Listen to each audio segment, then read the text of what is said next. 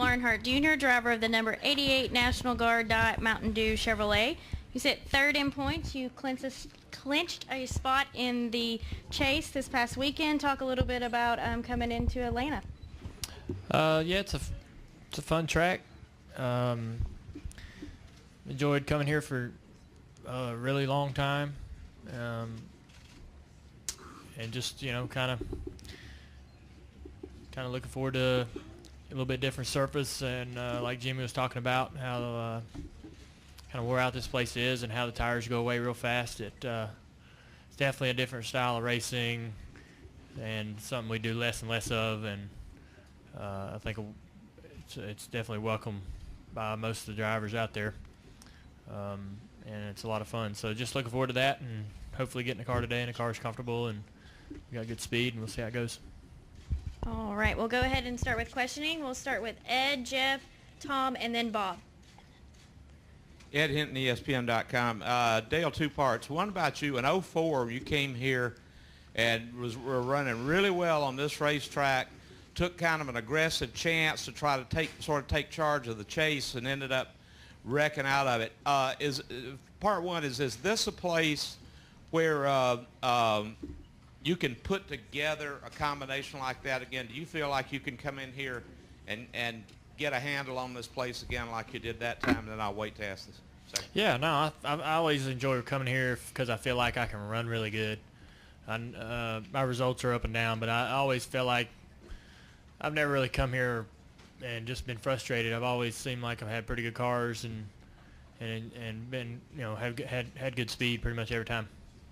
And the other part is here you are for a change pretty comfortably set in the chase and well set to the chase, and then you look at a guy like Kyle Busch who's got a lot of talent but a lot of flat tires and that sort of thing.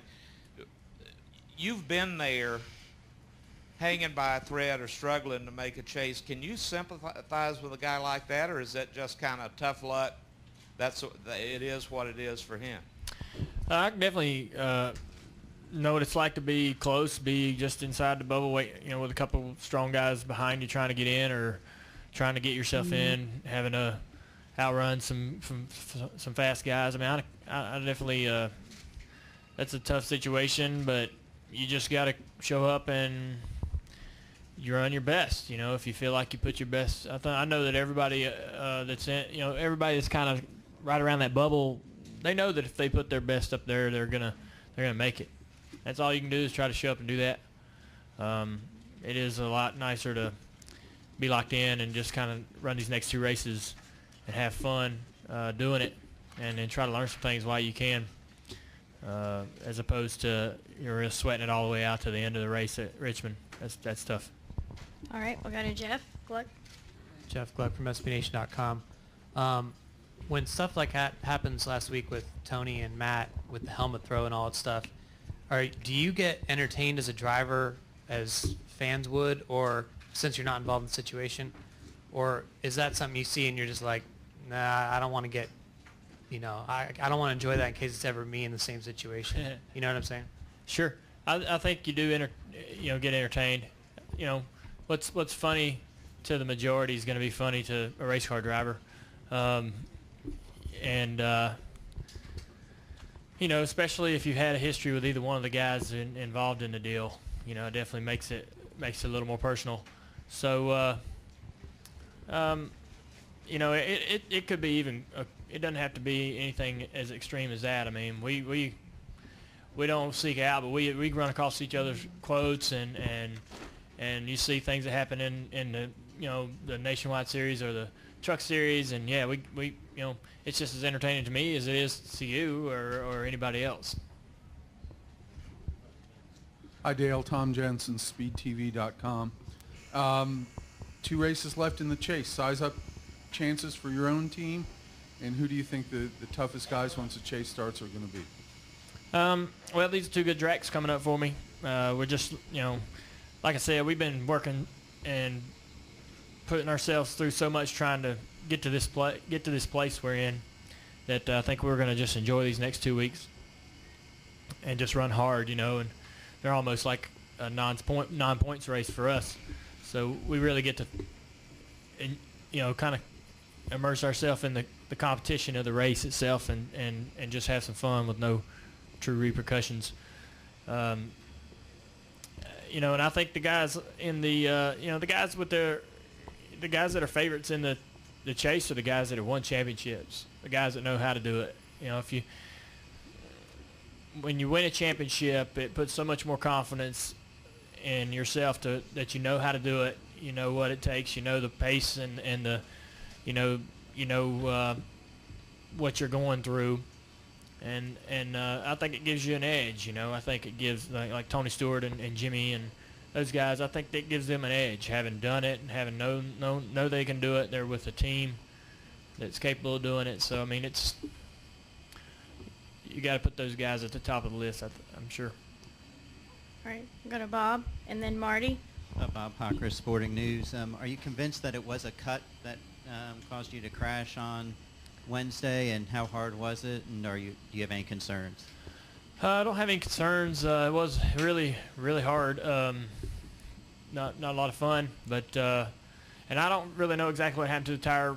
We looked at the tire best we could, and there was no the tire wasn't worn into the fabric. I mean, so it wasn't a wear issue with the tire, and the way the tire came apart was really odd. And that, from what I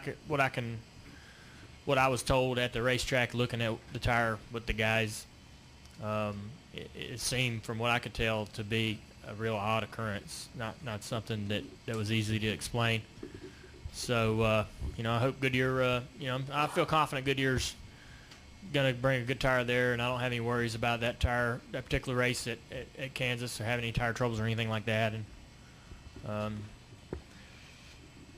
it was just a tough little deal, and if they asked me to go tire testing tomorrow, at any track, I'd go right away.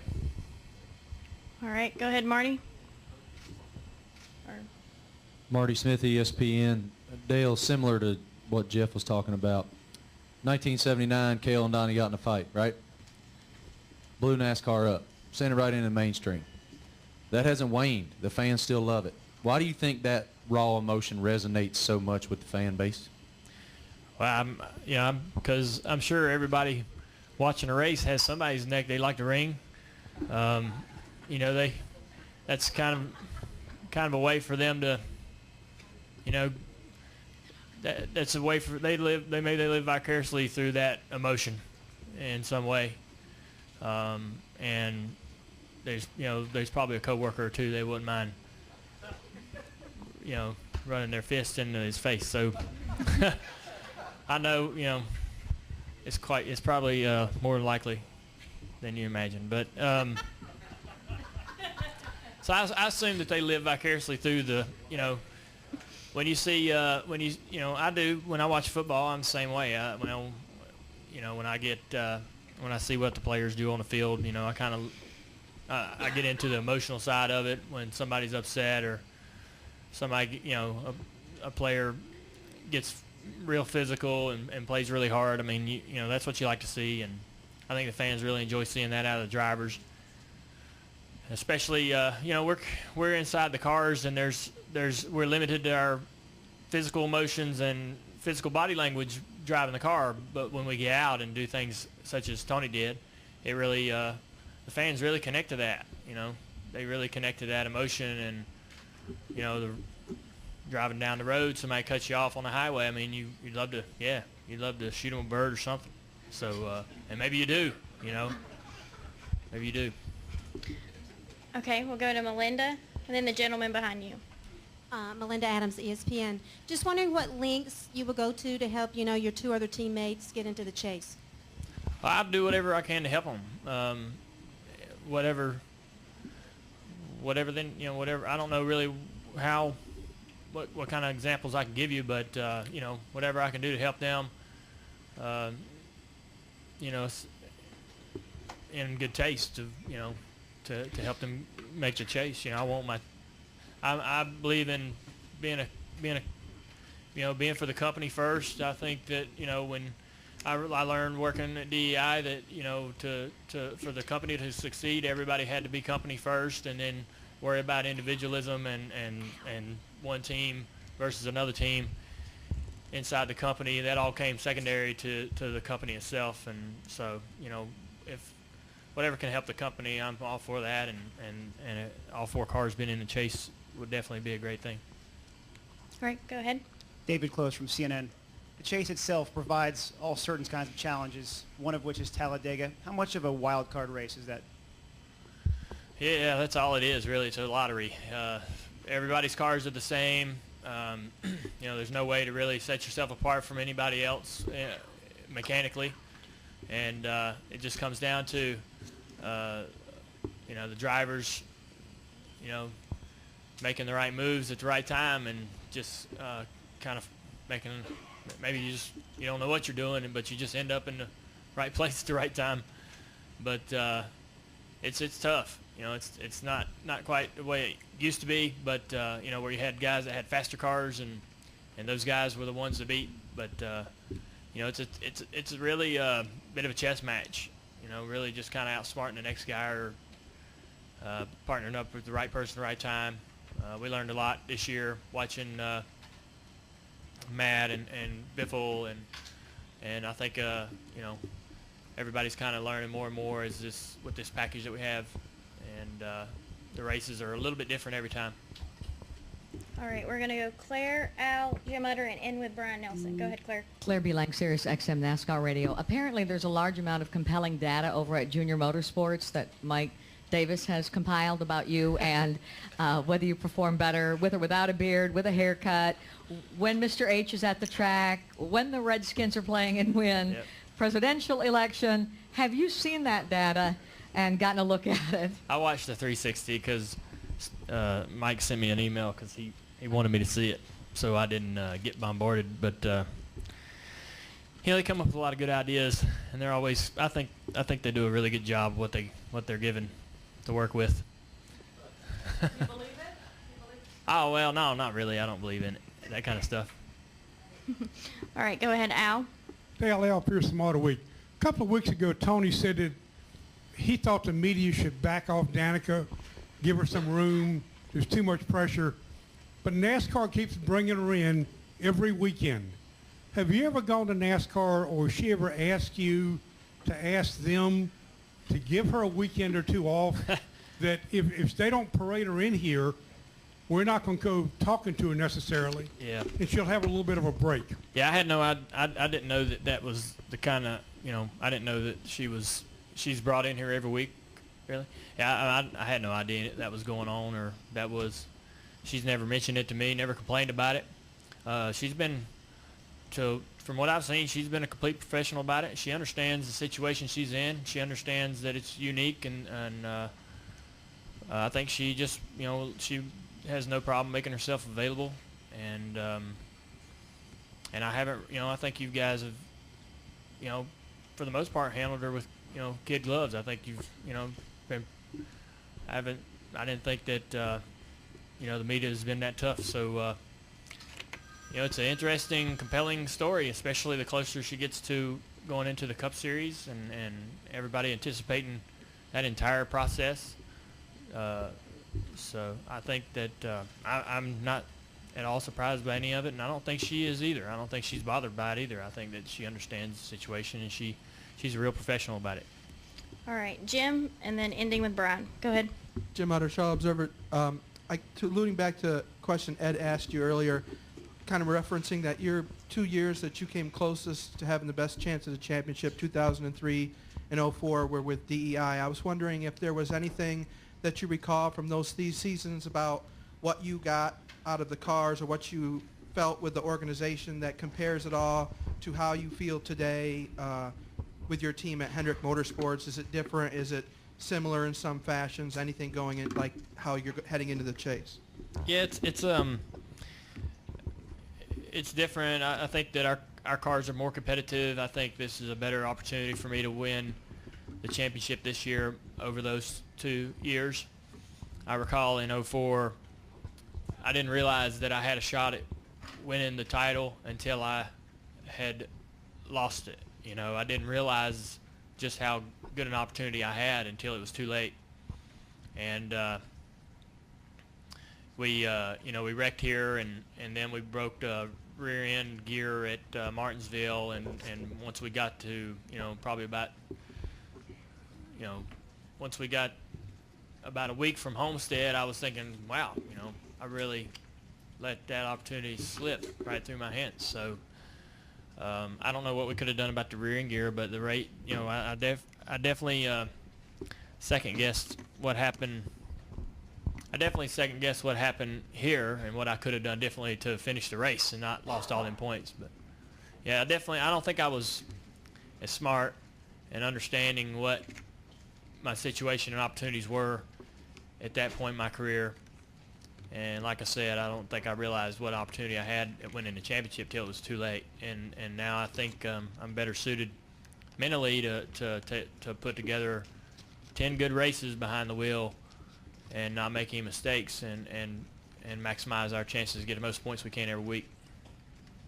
All right, go ahead, Brian. Brian Nelson, Motor Racing Network. Al asked about Danica. Marty asked about the fights.